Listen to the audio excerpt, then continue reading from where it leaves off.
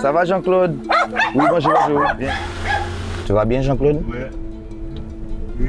2 fois par semaine, José sillonne l'île. Les lundis et jeudis, il part chercher un petit groupe d'artistes en devenir. Ok, t'as pris le petit déjeuner? Pas encore. Ok. Et j'ai vu que maman a mis une pomme pour toi là. Ouais. Tu as mangé une petite pomme tout à l'heure? Dans cette navette, on se connaît, on rigole, on s'encourage. C'est sympa avec eux, tranquille. Je fais pas grand chose, à part que les chercher, les ramener, les soutenir. S'il dort, il faut que je l'encourage pour qu'il se réveille. Peut-être je vais attendre 5 minutes, comme ça il reste pas à la maison. C'est pas mal, mais on était à Cartier. Destination, le musée vivant d'Art for Science. Une galerie pas comme les autres, où chacun vient s'exprimer librement à travers l'art. Une rivière avec des fleurs. Ouais. D'accord. Tu faut un pot d'eau. T'as pris de la couleur? Non, pas encore. Ici, pas de jugement, pas de consigne imposée, juste la liberté de créer, d'essayer, de se retrouver. Pour Mélanie, la cofondatrice, l'art n'est pas réservé aux artistes, c'est aussi une forme de soin. J'ai créé Art for Science avec Thomas, mon mari, parce qu'il a eu une épreuve, il a eu une tumeur cérébrale et il s'est fait amputer la moitié de son cerveau. Et j'ai géré avec lui sa rééducation grâce au conseil du neurochirurgien Hugues Dufaux, qui nous a appris les bienfaits stimulants de l'art. Et une fois qu'on était sortis d'affaires, on a eu soif de créer Art for Science pour expliquer à tout le monde la plasticité cérébrale et les pouvoirs de l'art sur le cerveau et laisser un monde plus doux à notre départ qu'à notre arrivée.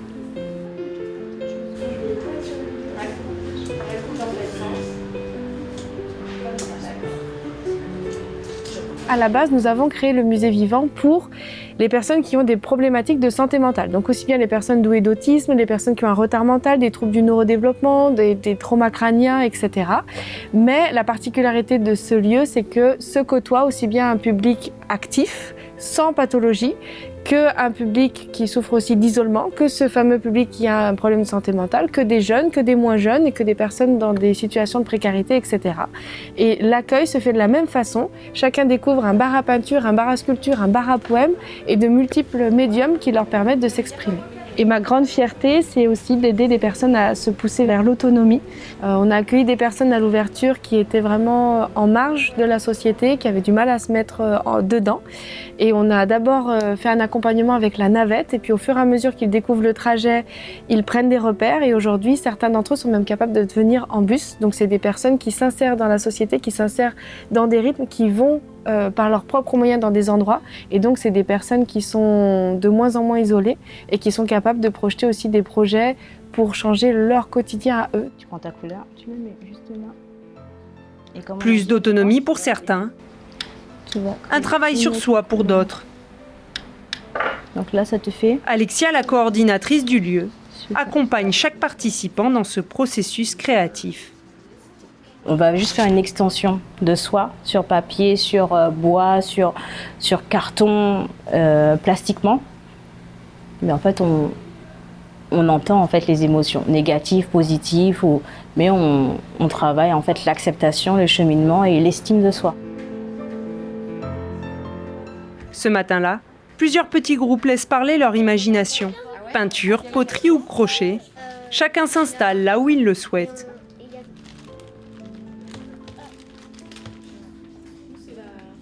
Cécile fréquente le lieu depuis plusieurs mois. Et pour elle, aucun doute, ici, elle a retrouvé un peu de légèreté.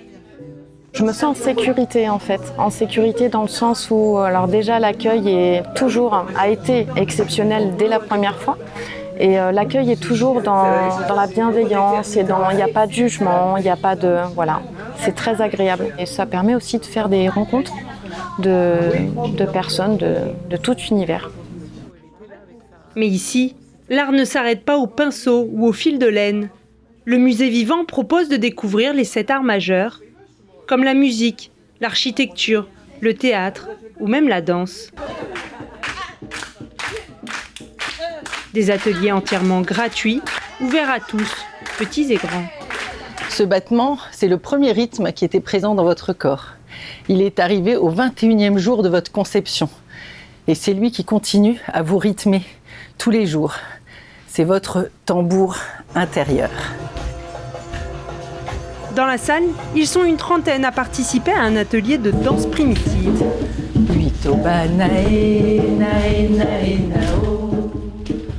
On parle avec le corps, autant qu'avec les mots.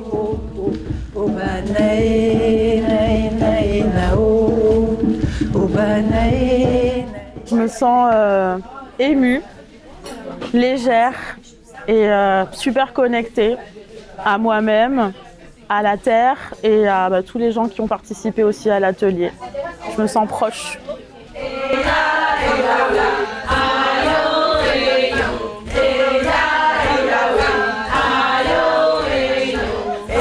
Moi, je suis toujours très émue de la connexion qui se crée entre tous ces inconnus, de cette énergie qui se développe au fur et à mesure de la séance et de la joie qui sort à la fin, la joie d'avoir été là. Et ça, je trouve que c'est rare et c'est précieux.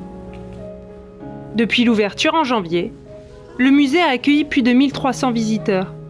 Les œuvres créées restent au musée et s'affichent sur les murs, laissant la possibilité au public de contempler le travail de tous ces artistes en devenir.